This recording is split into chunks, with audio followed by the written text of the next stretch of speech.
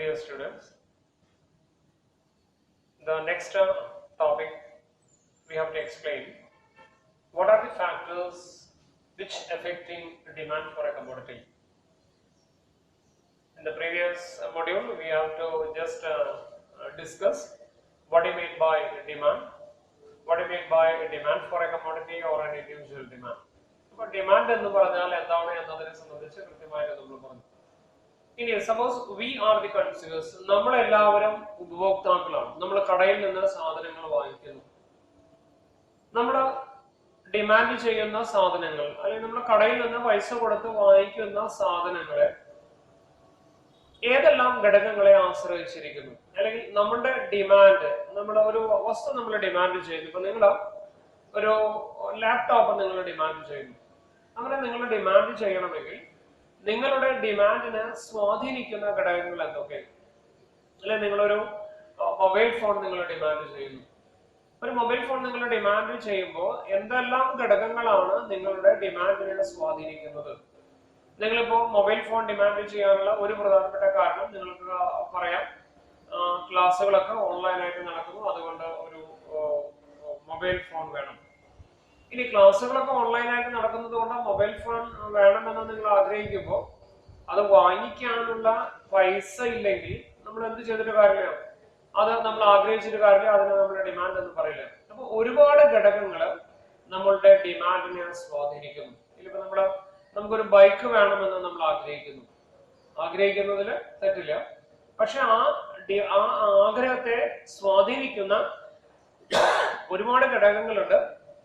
അതില് പ്രധാനപ്പെട്ട ഘടകങ്ങളെ സംബന്ധിച്ചാണ് നമ്മളിവിടെ എക്സ്പ്ലെയിൻ ചെയ്യുക. What are the factors which determine demand for A commodity? ഒരു വസ്തു, ഒരു ചോദനത്തെ സ്വാധീനിക്കുന്ന പ്രധാനപ്പെട്ട ഘടകങ്ങൾ. നമ്മൾ ഓൺലൈൻ ക്ലാസ് ആയതുകൊണ്ട് ഞാൻ നേരത്തെ പോയിന്റുകളിലൂടെ എഴുതി വെച്ചത് നിങ്ങൾക്ക് നേരത്തെ കംപ്ലീറ്റ് ചെയ്യാമോ, അല്ലെങ്കിൽ നിങ്ങളിൽ നിന്ന് ഒന്ന് ഡിറൈവ് ചെയ്യാമായിരുന്നു. പ്രധാനമായിട്ടും നമ്മൾ പറയുന്നത് 4 കാര്യങ്ങളാണ്. ഞാൻ നേരത്തെ പറഞ്ഞു, നിങ്ങളോട് ഒന്നുകിൽ നിങ്ങളൊരു മൊബൈല് നിങ്ങൾ ഡിമാൻഡ് ചെയ്യുന്നു, അല്ലെങ്കിൽ ഒരു ലാപ്ടോപ്പ് നിങ്ങൾ ഡിമാൻഡ് ചെയ്യുമ്പോൾ ആ ഡിമാൻഡിനെ സ്വാധീനിക്കുന്ന പ്രധാനപ്പെട്ട ഘടകങ്ങൾ, ഒന്ന് വസ്തുവിന്റെ വില, അല്ലേ? നമുക്കറിയാം, നമ്മുടെ ഒരു ലാപ്ടോപ്പ് നമ്മൾ ആഗ്രഹിക്കുന്നു. ലാപ്ടോപ്പിന് പൊതുവെ മാർക്കറ്റിൽ ഉണ്ടായിരുന്ന വില 20,000 രൂപയ്ക്കാണ് ഒരു സാമാന്യ വലിയ കുഴപ്പമില്ലാത്ത കോൺഫിഗറേഷനിൽ നമുക്ക് ലാപ്ടോപ്പ് കിട്ടും. അതിന്റെ വില ഓൾ ഓഫ് എ സഡൻ 10,000 ആയിട്ട് കുറഞ്ഞു.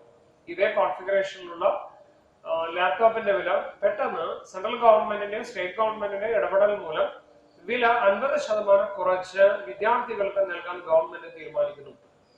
സ്വാഭാവികമായും നമ്മൾ എന്ത് ചെയ്യും? സ്വാഭാവികമായും നമ്മുടെ സാധനങ്ങൾ നമ്മൾ വാങ്ങിക്കും. അപ്പോ ഒരു പ്രധാനപ്പെട്ട ഘടകം, ഡീറ്റെയിൽ ആയിട്ട് ഞാൻ പറയാം. ഒരു പ്രധാനപ്പെട്ട ഘടകം എന്ന് പറയുന്ന വസ്തുവിന്റെ വിലയാണ്.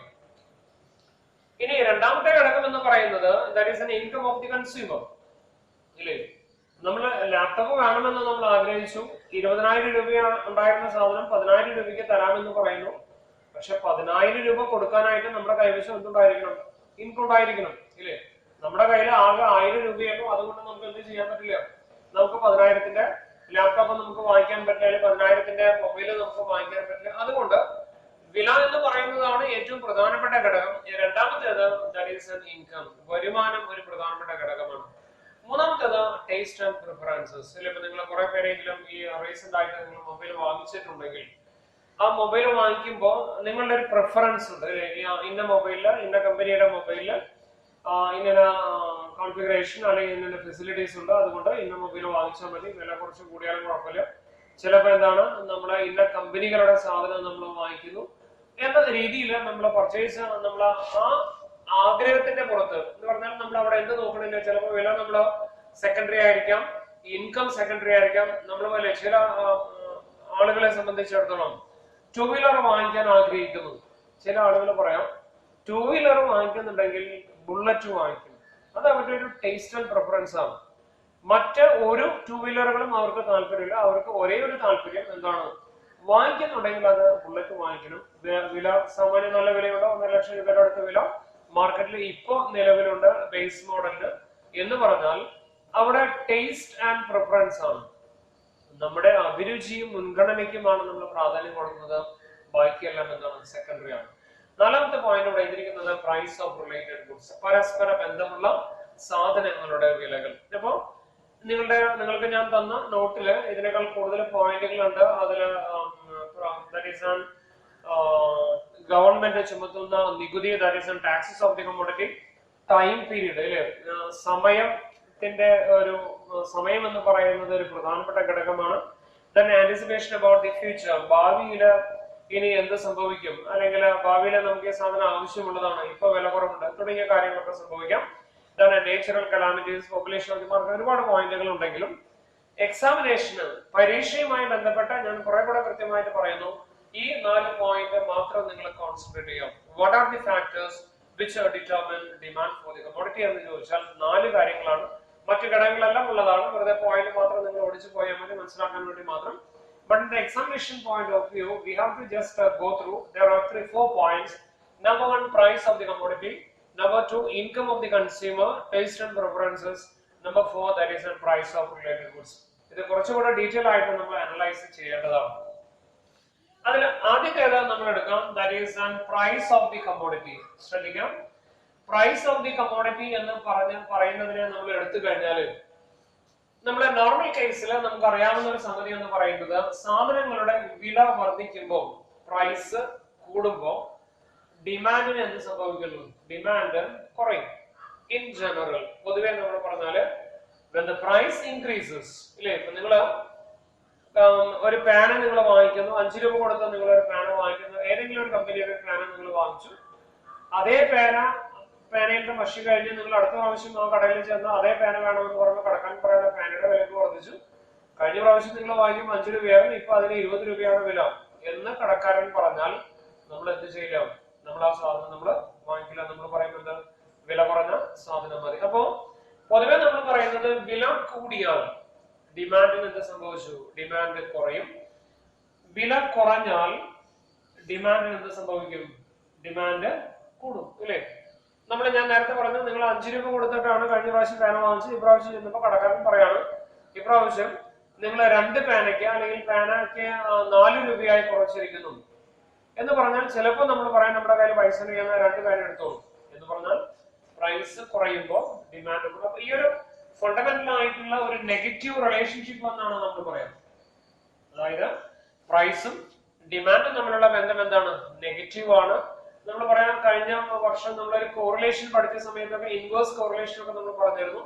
when the price increases, അതായത് പ്രൈസ് എന്ന് പറയുന്ന വാരിയബിൾ പോകുന്നതിന്റെ ഓപ്പോസിറ്റ് ഡയറക്ഷനിൽ രണ്ടാമത്തെ വാരിയബിൾ പോകുന്നത്. ഇവിടെ നമ്മൾ പറയുന്നത് when the price increases, demand for the commodity decreases. When the price decreases, demand for the commodity increases. There is an inverse or negative relationship between these two commodities, these two factors. ഈ 2 ഘടകങ്ങളും തമ്മിലുള്ള ബന്ധം എന്ന് പറയുന്നത് എന്താണ്? Negative relationship ആണ്. അപ്പൊ ഇവിടെ ഞാൻ നിങ്ങളോട് പറഞ്ഞു, there are various factors which determine demand for the commodity, but basically we should go through only. There are 4 important factors which determine this demand. ഒരു ഡിമാൻഡിനെ സംബന്ധിച്ച് പ്രധാനമായും 4 ഘടകങ്ങളുണ്ട്. അതിൽ നിങ്ങൾ കൂടുതൽ കോൺസെൻട്രേറ്റ് ചെയ്യാം. ബാക്കി ഒരുപാട് ഘടകങ്ങളുണ്ട്, പരീക്ഷയ്ക്ക് എഴുതണമെന്ന് നിർബന്ധമില്ല. അപ്പൊ ഇവിടെ നമ്മൾ പറയുന്നു ബേസിക്കലി there are 4 factors. നിങ്ങൾ അത്രയും അതില് ഫോർ അവർ കൺവീനിയൻസ് ഈ പറയുന്ന ആശയങ്ങളെ കുറെ കൂടെ എളുപ്പത്തിൽ മനസ്സിലാക്കാൻ വേണ്ടി നിങ്ങൾ ശ്രദ്ധിക്കാം. There are 4 factors which determine demand for the commodity. കൃത്യമായിട്ട് നിങ്ങൾ മനസ്സിലാക്കി പഠിച്ചിരിക്കുക. ഒന്ന്, price of the commodity. രണ്ടാമത്തേത്, income of the consumer. Third one, taste and preferences. Fourth one, that is the price of related goods. The first one we have to just explain in detail what is the relationship between price and demand for the commodity. That is, when the price increases, demand for the commodity decreases. When the price decreases, demand for the commodity increases. In this sense, there is a negative relationship between price and demand for the commodity. ഇങ്ങനെ പ്രൈസും ഡിമാൻഡും തമ്മിലുള്ള ഇത്തരത്തിലുള്ള ഒരു ബന്ധത്തെ നമ്മൾ പറയുന്ന പേരാണ് ലോ ഓഫ് ഡിമാൻഡ് എന്ന് നമ്മൾ പറയാം. ശ്രദ്ധിക്കാം, ലോ ഓഫ് ഡിമാൻഡ് എന്ന് പറഞ്ഞാല് ചോദന നിയമം എന്നാണ് നമ്മൾ പറയാം. ചോദന നിയമം എന്ന് പറഞ്ഞാല് പ്രൈസ് വർദ്ധിക്കുമ്പോൾ ഡിമാൻഡ് കുറയുന്നു, പ്രൈസ് കുറയുമ്പോൾ ഡിമാൻഡ് കൂടുന്നു. If other things remaining the same എന്നൊരു സെന്റൻസ് വളരെ പ്രധാനപ്പെട്ടതാണ്. മറ്റ് ഘടകങ്ങൾ സ്ഥിരമായിരിക്കും എന്ന് പറഞ്ഞാൽ ഇവിടെ 4 എണ്ണത്തില് വില ഒഴിച്ചുള്ള മറ്റ് ഘടകങ്ങൾ സ്ഥിരമായിരിക്കും. പ്രൈസും ഡിമാൻഡും തമ്മിലുള്ള നെഗറ്റീവ് റിലേഷൻഷിപ്പിനെ പറയുന്നതാണ് ലോ ഓഫ് ഡിമാൻഡ് എന്ന് പറയാം. ശ്രദ്ധിക്കാം, നമ്മൾ പറഞ്ഞ നാലെണ്ണത്തില് വില ഒഴിച്ചുള്ള മറ്റ് ഘടകങ്ങൾ സ്ഥിരമായിരിക്കുക, other things remaining the same. മറ്റ് ഘടകങ്ങൾ എന്ന് പറഞ്ഞാൽ വരുമാനത്തിൽ മാറ്റം ഉണ്ടാകാൻ പാടില്ല എന്ന് പറഞ്ഞാല് ഇപ്പൊ നമുക്ക് നിങ്ങൾ ഒരു ജോലി ചെയ്യുന്നു, നിങ്ങൾക്ക് ഒരു സാലറി കിട്ടിക്കൊണ്ടിരിക്കുന്നത് 20,000 രൂപയാണ്. നിങ്ങളുടെ സാലറി വർദ്ധിച്ചു, 20,000 നിന്ന് 50,000 രൂപയായിട്ട് വർദ്ധിച്ചു. സ്വാഭാവികമായും വില കൂടിയാലും നമ്മുടെ ഡിമാൻഡിൽ എന്ത് വരില്ല, ഡിമാൻഡില് മാറ്റം വരാൻ വഴിയില്ല, കാരണം നമ്മുടെ കയ്യിൽ ഇൻകം കൂടുതലാണ്. അതുകൊണ്ടാണ് പറയുന്നത് ഈ പറയുന്ന മൂന്ന് ഘടകങ്ങളും സ്ഥിരമായിരിക്കെ പ്രൈസും ഡിമാൻഡും തമ്മിലുള്ള നെഗറ്റീവ് റിലേഷൻഷിപ്പിനെ പറയുന്നതാണ് that is the law of demand എന്ന് പറയാം. അപ്പൊ ലോ ഓഫ് ഡിമാൻഡ് എന്ന് പറഞ്ഞാൽ when the price increases demand decreases, when the price decreases demand increases എന്ന് മാത്രം എഴുതിയാൽ പോരാ. സെന്റൻസ് വളരെ പ്രധാനപ്പെട്ടതാണ്. മറ്റ് ഘടകങ്ങളെല്ലാം സ്ഥിരമായിരിക്കെ, if other things remaining the same, when the price and demand or the inverse relationship between price and demand is known as a law of demand. Inverse relationship in the sense when the price increases demand for the commodity decreases, when the price decreases demand for the commodity increases. There is a relationship between price and demand for the commodity. അതാണ് പ്രൈസും ഡിമാൻഡും തമ്മിലുള്ള ബന്ധത്തെ സംബന്ധിച്ച് നമ്മൾ പറയാം. that is number 1. രണ്ടാമത്തേത് നമ്മൾ പറയുന്നു that is an income of the consumer. ഇല്ലേ, രണ്ടാമത്തെ പോയിന്റ് അവിടെ എഴുതിയിരിക്കുന്നത് എന്താണ്? that is an income of the consumer. വരുമാനവും ഡിമാൻഡും തമ്മിലുള്ള ബന്ധം എങ്ങനെയാണ്? ശ്രദ്ധിക്കാം, നോർമൽ കേസില് സാമ്പത്തിക ശാസ്ത്രത്തില് ഇൻകം എന്നുള്ളത് വൈ എന്നാണ് നമ്മൾ സൂചിപ്പിക്കുക. ഈൽഡ് എന്ന അർത്ഥത്തിലാണ്, ആദായം. നിങ്ങൾ കേട്ട് കാണില്ലേ, ലാഭമല്ല ആദായം എന്ന അർത്ഥത്തിലുള്ള YIELD. ഈൽഡിന്റെ ആദ്യത്തെ ലെറ്റർ ആണ് ഇവിടെ ഇൻകം. വൈ എന്ന് സാമ്പത്തിക ശാസ്ത്രത്തിൽ സൂചിപ്പിക്കുക. വൈ എന്ന് പറഞ്ഞാൽ ഇൻകം ആണ് ഉദ്ദേശിക്കുക. when the income increases, നമ്മുടെ വരുമാനം കൂടിയാല് നമ്മുടെ ഡിമാൻഡിന് എന്ത് സംഭവിക്കും? നിങ്ങളുടെ കയ്യില് നിങ്ങൾക്കൊരു 15,000 രൂപ ഒരു ശമ്പളമുള്ള ജോലിയിൽ നിങ്ങൾ വർക്ക് ചെയ്യുന്നു, നിങ്ങളുടെ സാധനങ്ങൾ നിങ്ങൾ ഡിമാൻഡ് ചെയ്യുന്നു, അതൊരു 20,000 രൂപയായിട്ട് നിങ്ങളുടെ സാലറി വർദ്ധിച്ചാൽ നിങ്ങളുടെ ഡിമാൻഡിൽ എന്ത് സംഭവിക്കുക? Normally demand will be increases. ഇല്ലേ, when the income increases demand for the commodity also increases. when the income decreases demand for the commodity decreases. in general പൊതുവെ നമ്മൾ പറഞ്ഞാൽ വരുമാനം കൂടുമ്പോൾ ഡിമാൻഡ് കൂടുന്നു, വരുമാനം കുറയുമ്പോൾ ഡിമാൻഡ് കുറയുന്നു. ഈ രണ്ട് വാരിയബിൾ തമ്മിലുള്ള റിലേഷൻഷിപ്പ് എന്താണ്? പോസിറ്റീവ് ആണ്. നേരത്തെ പറഞ്ഞത് എന്തായിരുന്നു? നേരത്തെ പറഞ്ഞത് നെഗറ്റീവ് ആയിരുന്നു. ഇവിടെ പറയുന്നത് രണ്ടും എന്താണ്? പോസിറ്റീവ് ആണ്. when the income of the consumer increases demand for the commodity also increases. when the income decreases demand for the commodity also decreases. there is a positive relationship between these two variables. അപ്പോൾ ആദ്യം നമ്മൾ പറഞ്ഞ price ആണ് the most important one. അവിടെ negative relationship ആണ്. അവിടെ additional ആയിട്ട് ഞാൻ പറഞ്ഞൊരു സംഗതി that is a law of demand ആയിരുന്നു. ഇവിടെ നമ്മൾ പറയുന്നത് there is a direct relationship between income and demand for the commodity. that is number 2. there is a positive relationship. Okay, number 3 we have to just mention that is taste and preferences. അല്ലേ, അവിടെ നമുക്ക് പ്രത്യേകിച്ച് ഒന്നും പറയാനില്ല. ഞാൻ വിചാരിക്കുകയാണ് എനിക്ക് bike Enfield തന്നെ വേണമെന്ന് ഞാൻ വിചാരിച്ചാൽ ഞാനത് വാങ്ങിക്കണം, കാരണം എന്റെ കയ്യിൽ പൈസ കൊടുക്കാൻ സന്നദ്ധതയുണ്ടെങ്കിൽ ഞാനത് വാങ്ങിക്കുന്നു. അല്ലാതെ അവിടെ നമുക്കൊരു റിലേഷൻഷിപ്പിനെ സംബന്ധിച്ച് നമ്മൾ എക്സ്പ്ലെയിൻ ചെയ്യേണ്ട കാര്യമില്ല. The demand is purely depend on the taste and preference. നമുക്ക് ഇന്ന പ്രോഡക്റ്റ് വേണമെന്ന് നമ്മൾ ആഗ്രഹിക്കുമ്പോൾ പ്രോഡക്റ്റ് നമ്മൾ ഡിമാൻഡ് ചെയ്യുന്നു. ചില പ്രോഡക്റ്റുകൾ നമ്മുടെ പരിചയത്തിലുള്ളവരോ മറ്റോ നമ്മളോട് പറയുന്നത് നിങ്ങൾ വാങ്ങിക്കുമ്പോൾ ഇന്ന പ്രോഡക്റ്റ് വാങ്ങിക്കേണ്ട എന്ന് നമുക്കൊരു സജഷൻ തരുമ്പോൾ ചിലപ്പോൾ നമുക്ക് ആ പ്രോഡക്റ്റിനോട് തീരെ താല്പര്യം ഉണ്ടാകില്ല, നമ്മളത് വാങ്ങിക്കില്ല. അപ്പോൾ when our taste and preferences goes to a particular commodity, we have to demand the commodity, or otherwise our demand will be very less. That is a common phenomenon. That is number 3. Number 4, there is a price of related goods. നാലാമത്തെ point നമ്മൾ അവിടെ എഴുതിയിട്ടുള്ളത് price of, ശ്രദ്ധിക്കാം, price of related goods. പരസ്പര ബന്ധമുള്ള സാധനങ്ങൾ. ഇവിടെ പരസ്പര ബന്ധമുള്ള സാധനങ്ങളെ പ്രധാനമായിട്ടും നമുക്ക് രണ്ടായിട്ട് ക്ലാസിഫൈ ചെയ്യാം. ഒന്നാമത്തേത് നമ്മൾ പറയുന്നത് സബ്സ്റ്റിറ്റ്യൂട്ട് ഗുഡ്സ്. രണ്ടാമത്തേത് that is an complementary goods. ഞാനത് അത് എക്സ്പ്ലെയിൻ ചെയ്യാം. അതായത് നാലാമത്തെ ഫാക്ടർ ആണ് നമ്മൾ പറയുന്നത്, that is an price of related goods. പരസ്പര ബന്ധമുള്ള സാധനങ്ങളുടെ വിലകൾ എങ്ങനെ ഡിമാൻഡിനെ സ്വാധീനിക്കുന്നു. പരസ്പര ബന്ധമുള്ള സാധനങ്ങൾ രണ്ട് രീതിയിലാണ്. ഒന്നാമത്തേത് സബ്സ്റ്റിറ്റ്യൂട്ട് ഗുഡ്സ്, മറ്റൊന്ന് കോംപ്ലിമെന്ററി ഗുഡ്സ്. സബ്സ്റ്റിറ്റ്യൂട്ട് ഗുഡ്സിന് മലയാളം നമ്മൾ പറയാം പ്രതിസ്ഥാപന വസ്തുക്കൾ എന്നാണ്. കോംപ്ലിമെന്ററി ഗുഡ്സിന് മലയാളം എനിക്ക് തോന്നുന്നു പൂരക വസ്തുക്കൾ എന്നോ മറ്റൊന്നാണ് എനിക്ക് തോന്നുന്നത്. അപ്പൊ അതില് നമ്മൾ പറയുന്നു ദാറ്റ് ഈസ് സബ്സ്റ്റിറ്റ്യൂട്ട് ഗുഡ്സ്. നിങ്ങളൊന്ന് ശ്രദ്ധിക്കാം, എങ്ങനെയാണ് സബ്സ്റ്റിറ്റ്യൂട്ട് ഗുഡ്സില് സാധനങ്ങളുടെ വിലയും ഡിമാൻഡും തമ്മിലുള്ള പരസ്പര ബന്ധത്തെ സംബന്ധിച്ച് ഒന്ന് ശ്രദ്ധിക്കാം. That is an substitute goods എന്ന് പറഞ്ഞാല് ഒരു ഉദാഹരണം നമ്മൾ പറയാം, ഒന്നില്ലെങ്കിലും മറ്റൊന്ന് ഉപയോഗിക്കാവുന്ന ഒരു എക്സാമ്പിൾ നമ്മൾ പറയാം. That is an tea and coffee അല്ലേ. അതായത് ചായയും കാപ്പിയും എന്ന് പറയുന്ന സബ്സ്റ്റിറ്റ്യൂട്ട് ഗുഡാണ്. എന്ന് പറഞ്ഞാൽ നമ്മളൊരു വീട്ടിൽ പോയി, ആ വീട്ടില് ചായയിലില്ല, കാപ്പി ഇവിടെ ഉള്ളൂ, കാപ്പി കഴിക്കാം ഇല്ലേ. അപ്പൊ ചായ ഇല്ലെങ്കിൽ നമുക്ക് എന്ത് ചെയ്യാം, കാപ്പി നമുക്ക് കഴിക്കാം. കോഫി എന്ന് പറയുന്നത് ടീയുടെ എന്താണ്, സബ്സ്റ്റിറ്റ്യൂട്ട് ആണ്. ഇപ്പൊ നിങ്ങള് അതേപോലെ ഉള്ള സബ്സ്റ്റിറ്റ്യൂട്ട് ഗുഡ്സ് നിങ്ങളുടെ വീടുകളിലുള്ള സബ്സ്റ്റിറ്റ്യൂട്ട് ഗുഡ്സ് നിങ്ങളൊന്ന് ആലോചിച്ച് നോക്കാം. ഒന്നിന് പകരം മറ്റൊന്ന് ഉപയോഗിക്കാൻ സാധിക്കുന്നത്. Pen and pencil, we can just go through this such an example, that is a pen and pencil. ഇല്ലേ, നമുക്ക് പേനയുടെ ഉപയോഗമല്ല പെൻസിൽ, എന്നാലും അതിന് വേണമെങ്കിൽ നമുക്ക് അതിന് സബ്സ്റ്റിറ്റ്യൂട്ട് ഗുഡ് എന്ന് നമുക്ക് പറയാം. മറ്റേ സബ്സ്റ്റിറ്റ്യൂട്ട് ഗുഡ്സ് നമ്മൾ പറയുന്നു Horlicks and boost, they are the substitute goods.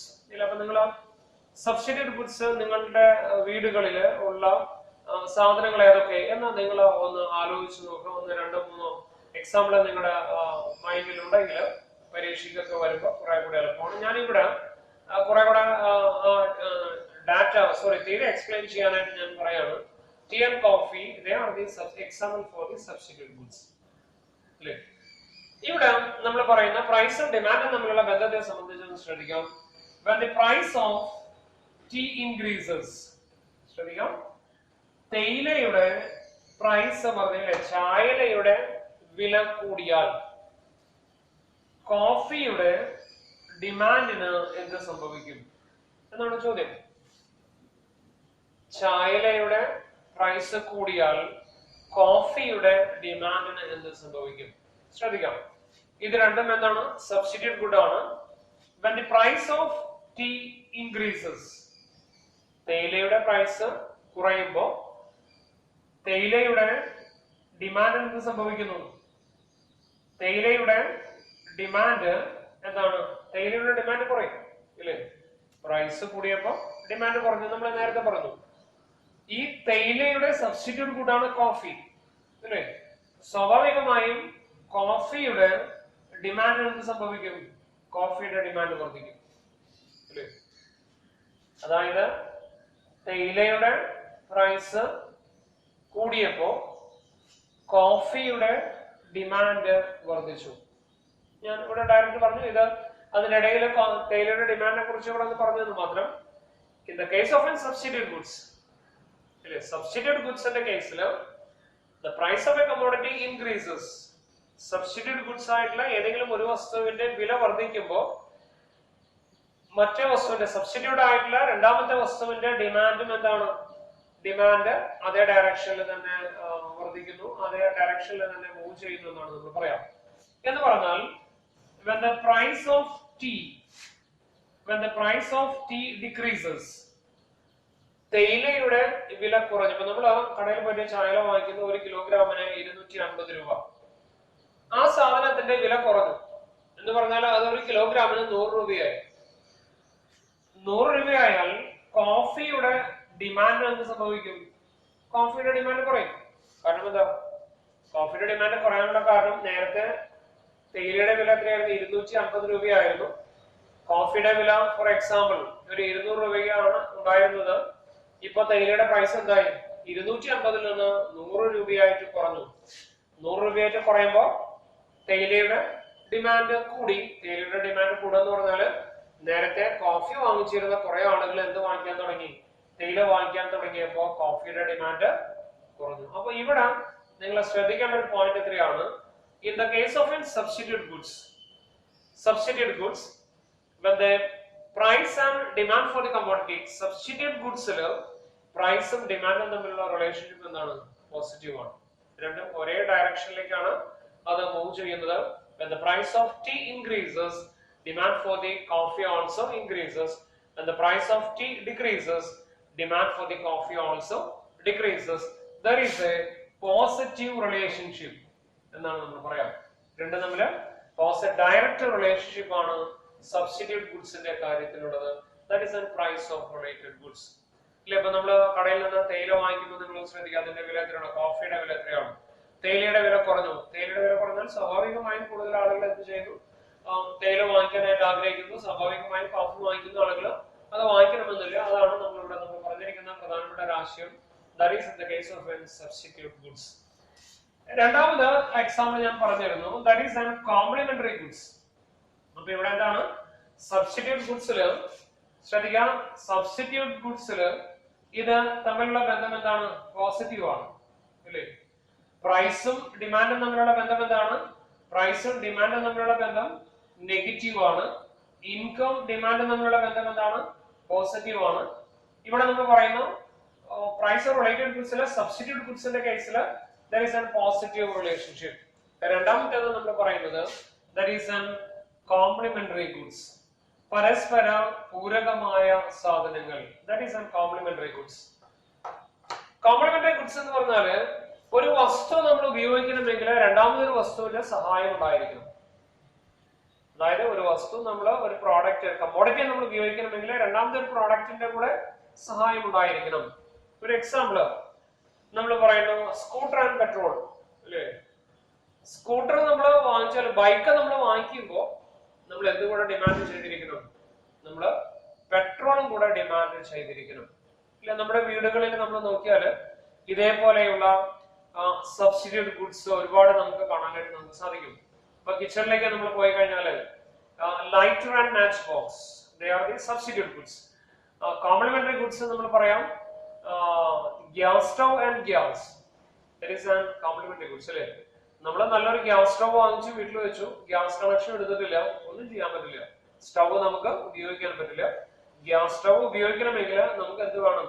Gas കൂടെ നമ്മൾ ഡിമാൻഡ് ചെയ്തിരിക്കണം. Some of the other example, that is an needle and thread.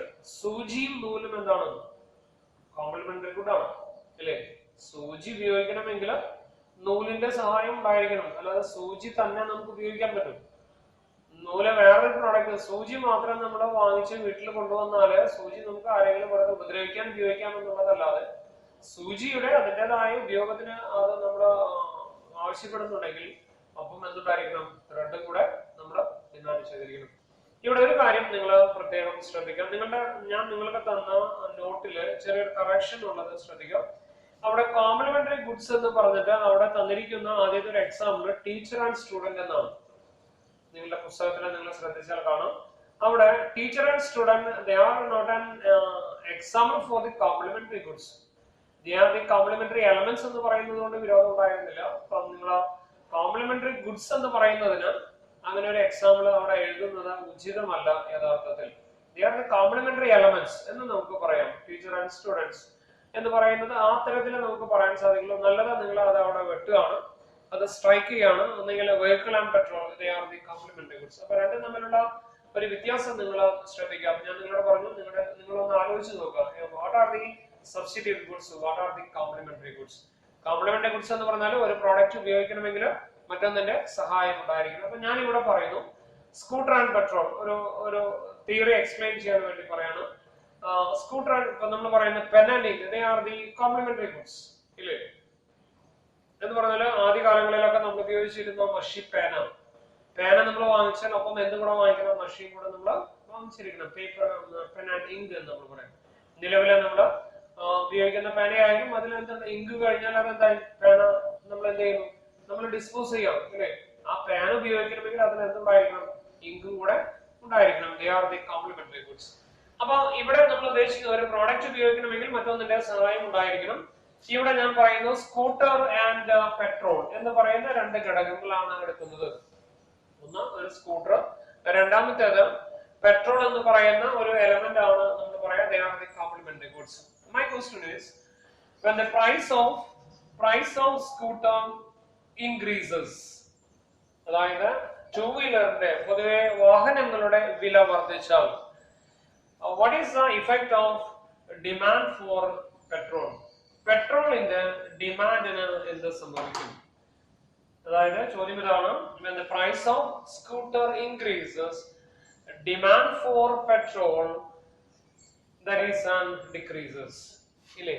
അതായത് വാഹനങ്ങളുടെ വില വർദ്ധിച്ചാൽ പെട്രോളിന്റെ ഡിമാൻഡ് കുറയും. സംഭവിക്കുന്നത് എങ്ങനെയാണ്? പ്രൈസ് ഓഫ് സ്കൂട്ടർ ഇൻക്രീസസ്, വാഹനങ്ങളുടെ അതായത് സ്കൂട്ടറിന്റെ വില വർദ്ധിച്ചാൽ സ്കൂട്ടറിന്റെ ഡിമാൻഡ് എന്ത് ചെയ്യും? ഡിമാൻഡ് കുറയും. നേരത്തെ ഉണ്ടായിരുന്നതിനേക്കാൾ വില കൂടുതലാണ്, സ്വാഭാവികമായും സ്കൂട്ടറിന്റെ ഡിമാൻഡ് കുറയാന്ന് പറഞ്ഞാല് പെട്രോളിന്റെ ഡിമാൻഡ് എന്ത് ചെയ്യും? കുറയില്ല. സ്കൂട്ടറിന്റെ ഡിമാൻഡ് കുറഞ്ഞാൽ സ്വാഭാവികമായും പെട്രോളിന്റെ ഡിമാൻഡ് കുറയും. അതായത് നമ്മളിവിടെ പറയുന്നത് when the price of scooter increases, അതായത് വാഹനങ്ങളുടെ അഥവാ ഞാനിവിടെ പറഞ്ഞിരിക്കുന്നത് സ്കൂട്ടറിന്റെ വില വർദ്ധിച്ചാൽ പെട്രോളിന്റെ ഡിമാൻഡ് കുറയും. Because scooter and petrol they are the complementary goods. ഇനി on the other side, when the price of scooter decreases, സ്കൂട്ടറിന്റെ വില വർദ്ധിച്ചാലോ സ്കൂട്ടറിന്റെ പ്രൈസ് കുറഞ്ഞാല് demand for petrol is increases. ഇല്ലേ? പെട്രോളിന്റെ ഡിമാൻഡ് വർദ്ധിക്കും എന്ന് പറഞ്ഞാല് സ്കൂട്ടറിന്റെ വാഹനങ്ങളുടെ വില കുറഞ്ഞാൽ ആളുകൾ കൂടുതൽ എന്ത് ചെയ്യുന്നു? വാഹനങ്ങള് ഷോറൂമിൽ പോയിട്ട് പർച്ചേസ് ചെയ്യുന്നു. ഷോറൂമിൽ പോയിട്ട് പർച്ചേസ് ചെയ്താൽ അത്രയും ആളുകൾ എന്ത് ചെയ്തിരിക്കണം? പെട്രോള് ഡിമാൻഡ് ചെയ്തിരിക്കണം. അപ്പൊ നമ്മൾ നേരത്തെ ഞാൻ പറഞ്ഞു സബ്സ്റ്റിറ്റ്യൂട്ട് ഗുഡ്സില് രണ്ട് സാധനങ്ങൾ തമ്മിലുള്ള റിലേഷൻഷിപ്പ് എന്താണ്? പോസിറ്റീവ് ആണ്. ഇവിടെ കോംപ്ലിമെന്ററി ഗുഡ്സിൽ നമ്മൾ പറയുന്നത് the price of one of the complementary goods increases, the demand for the other one decreases. On the other side, when the price of a complementary good, one of the complementary goods decreases, demand for the other item is increases. എന്ന് പറഞ്ഞാൽ ഇത് രണ്ടും തമ്മിലുള്ള relationship എന്ന് പറയുന്നത് negative relationship ആണ്. എന്ന് പറഞ്ഞാൽ ഇവിടെ നമ്മൾ എഴുതുമ്പോൾ കോംപ്ലിമെന്ററി ഗുഡ്സ് നമ്മൾ എടുത്തു കഴിഞ്ഞാൽ ഇവിടെ ഇതിന്റെ റിലേഷൻഷിപ്പ് എന്താണ്? നെഗറ്റീവ് ആണ്. അപ്പൊ രണ്ടും തമ്മിലുള്ള അനാലിസിസ് പ്രത്യേകം ഒന്ന് ശ്രദ്ധിക്കാം. നമ്മൾ പറയുന്നത് പരീക്ഷയ്ക്ക് നല്ലവണ്ണം നിങ്ങൾ പഠിച്ചിരിക്കേണ്ട പ്രധാനപ്പെട്ട ആശയമാണ് what are the factors which affecting demand for a commodity. അതിൽ പ്രധാനമായും ഞാൻ പറഞ്ഞു ഒരുപാട് നിങ്ങളുടെ പുസ്തകത്തിലെ ഒരു 8-9 പോയിന്റ്സ് ഉണ്ട്. നിങ്ങൾ പരീക്ഷയ്ക്ക് 4 കാര്യങ്ങൾ മാത്രം ഓർത്തു വെച്ചേക്കാം. ഒന്ന് പ്രൈസ് ഓഫ് ദി കമ്മോഡിറ്റി, രണ്ടാമത്തേത് income of the consumer, third one that is taste and preferences, number 4 that is price of related goods. ഇത് കുറച്ച് ഡീറ്റെയിൽ ആയിട്ടൊരു അനാലിസിസും കൂടെ നിങ്ങൾ അപ്പം നിങ്ങളുടെ പുസ്തകത്തിൽ എഴുതിയിരിക്കുന്ന നോട്ട് വളരെ ബ്രീഫാണ്. അതിൽ നിങ്ങൾ വെള്ളം ചേർക്കരുത്. കൃത്യമായിട്ട് അത് നിങ്ങൾ പരീക്ഷയ്ക്ക് മനസ്സിലാക്കി നിങ്ങൾ എഴുതിയിരിക്കുക. നമ്മൾ ആദ്യം പറഞ്ഞത് price of the commodity. When the price increases, demand for the commodity decreases. When the price decreases, demand for the commodity increases. നമ്മൾ അവിടെ പറഞ്ഞ പ്രധാനപ്പെട്ട രാശിയം what I mean by law of demand എന്ന് നമ്മൾ പറഞ്ഞു. law of demand എന്ന് പറഞ്ഞാൽ if other things remaining the same, 4 അല്ലെങ്കിൽ 10 വില ഒഴിച്ചുള്ള മറ്റു ഘടകങ്ങളെല്ലാം സ്ഥിരമായിരിക്കും. The inverse relationship ഞാൻ പറഞ്ഞു ഇവിടെ പ്രൈസ് ഡിമാൻഡ് തമ്മിൽ എന്താണ്? നെഗറ്റീവ് റിലേഷൻഷിപ്പ് ആണ്. Inverse relationship between price and demand is known as law of demand എന്ന് നമ്മൾ പറഞ്ഞു. That is number 1. രണ്ടാമത്തേത് income of the consumer. When income increases, demand for the commodity increases. When the income decreases, demand for the commodity decreases. There is a positive relationship. Number 3, there is a taste and preference. No more explanation. അതിന് ഒരു അധിക വിശദീകരണത്തിന്റെ ആവശ്യമില്ല. നമ്മൾ താല്പര്യപ്പെടുന്ന ഉൽപ്പന്നങ്ങൾ നമ്മൾ വാങ്ങിക്കുന്നു. നാലാമത്തേത് price of related goods. പരസ്പര ബന്ധമുള്ള സാധനങ്ങൾ. പരസ്പര ബന്ധമുള്ള സാധനങ്ങൾ രണ്ട് രീതിയിലാണ്. ഒന്ന് സബ്സ്റ്റിറ്റ്യൂട്ട് ഗുഡ്സ്, മറ്റൊന്ന് കോംപ്ലിമെന്ററി ഗുഡ്സ്. നേരത്തെ ഞാൻ പറഞ്ഞ സബ്സ്റ്റിറ്റ്യൂട്ട് ഗുഡ്സിൽ രണ്ട് ഉൽപ്പന്നങ്ങൾ തമ്മിലുള്ള പ്രൈസും ഡിമാൻഡും തമ്മിലുള്ള ബന്ധം എന്താണ്? പോസിറ്റീവ് ആണെങ്കിൽ കോംപ്ലിമെന്ററി ഗുഡ്സിൽ രണ്ട് ഉൽപ്പന്നങ്ങൾ തമ്മിലുള്ള ബന്ധം എന്താണ്? അത് നെഗറ്റീവ് ആയിരിക്കും. അപ്പൊ തന്നിരിക്കുന്ന നോട്ട് കൃത്യമായിട്ട് നിങ്ങൾ മനസ്സിലാക്കുക. ക്ലാസ് നിങ്ങൾ ശ്രദ്ധിക്കാം. എന്തെങ്കിലും സംശയങ്ങൾ ഉണ്ടെങ്കിൽ നിങ്ങൾക്ക് ഫോണിലൂടെയോ വാട്സാപ്പിലൂടെയോ നിങ്ങൾക്ക് കമ്മ്യൂണിക്കേറ്റ് ചെയ്യാം. പരീക്ഷയ്ക്ക് വളരെ പ്രധാനപ്പെട്ട ഒരു എലമെന്റ് ആണ് that is factors affecting